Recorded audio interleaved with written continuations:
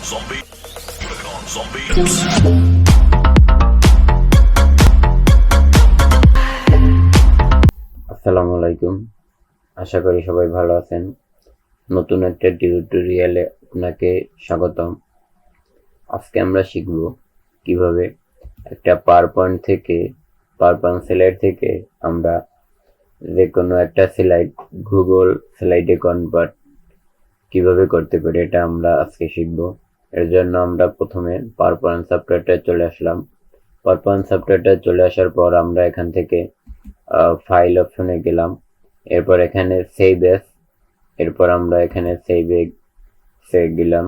এরপর ব্রাউজে, এরপর আমরা এখান থেকে আমাদের এটা কোথায় রাখবো এর জন্য আমরা এটা ভিডিও সিলেক্ট করলাম। এরপর আমরা পাওয়ারপয়েন্ট প্রেজেন্টেশন আমরা সেভ দিয়ে দিলাম। সো আমাদের পাওয়ারপয়েন্ট স্লাইডটি আপলোড হয়ে গিয়েছে। এরপর আমাদের সেকেন্ড যে স্টেপটি এখন করতে হবে, আমরা গুগলে চলে গেলাম। গুগলে আমরা চলে আসলাম। এরপর এখানে থ্রি ডটের মতো একটা অপশন দেখতে পারবেন। এরপর এখানে চলে যাবেন। এরপর এখানে ড্রাইভে চলে যাবেন।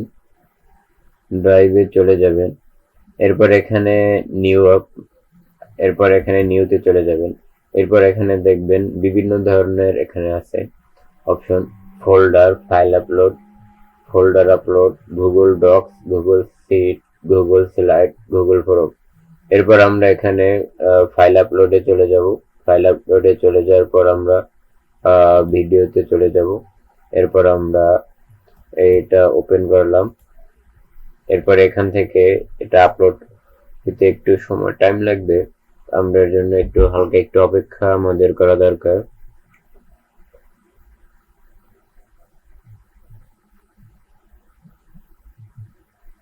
আমাদের প্রায় শেষ, আপলোড টুকু বাকি আছে।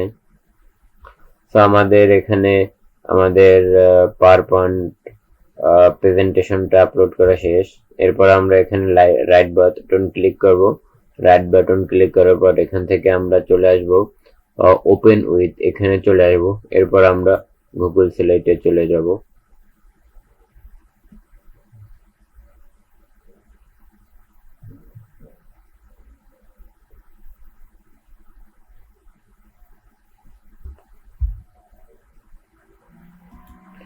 তো এখানে দেখতেই পাচ্ছেন আমাদের প্রতিটা স্লাইড এখানে ভালোভাবে চলে আসছে। আমাদের কিভাবে আমাদের স্লাইড গুলো দেখেন আপনারা যে আমাদের সবগুলো স্লাইড এখানে ভালো মতোই চলে আসছে। এখানে আমাদের সবগুলো স্লাইড এখানে ভালো মতো চলে আসছে।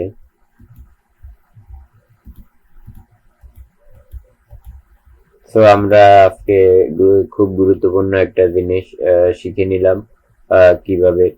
আর এখান থেকে যদি আপনি চান এখান থেকে যে কোনো কারো কাছে আপনারা শেয়ার করতে পারেন এটা। তো আজকে ভিডিও এই পর্যন্তই। আজকে আমরা শিখে নিলাম কিভাবে আমরা পাওয়ার পয়েন্ট প্রেজেন্টেশন থেকে গুগল স্লাইডে একটা ডকুমেন্ট আনতে পারি।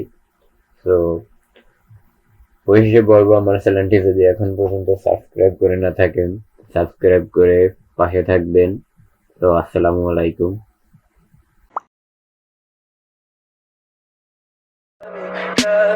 Tell me pretty lies, look me in the face, tell me that you love me.